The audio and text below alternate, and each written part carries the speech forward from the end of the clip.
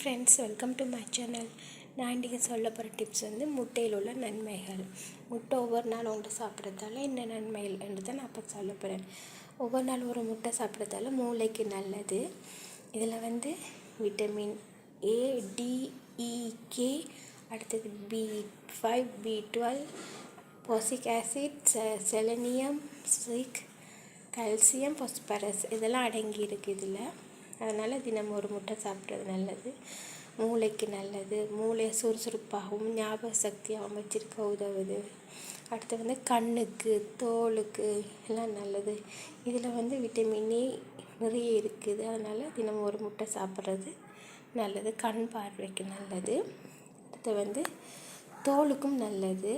கண்டிப்பாக ஒரு நாளைக்கு ஒரு முட்டை சாப்பிடுங்க. அடுத்து உயர் ரக புரோட்டீன் கிடைக்கிது அதனால் ஒவ்வொரு நாளும் ஒரு முட்டை சாப்பிடுங்க. அடுத்து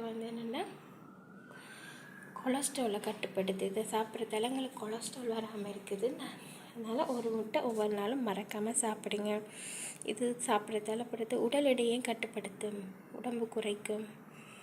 மறக்காமல் ஒவ்வொரு நாளும் ஒவ்வொரு முட்டை சாப்பிடுங்க. அடுத்து மார்படைப்பு நோய் வராது.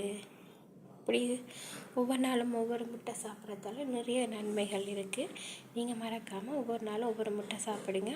ஆக கூடினது 2 முட்டை, ஒரு நாளைக்கு 2 முட்டை சாப்பிடுங்க. எல்லாத்துக்குமே நல்லது. நிறைய புரோட்டீன் அடங்கி இருக்குது முட்டையில்.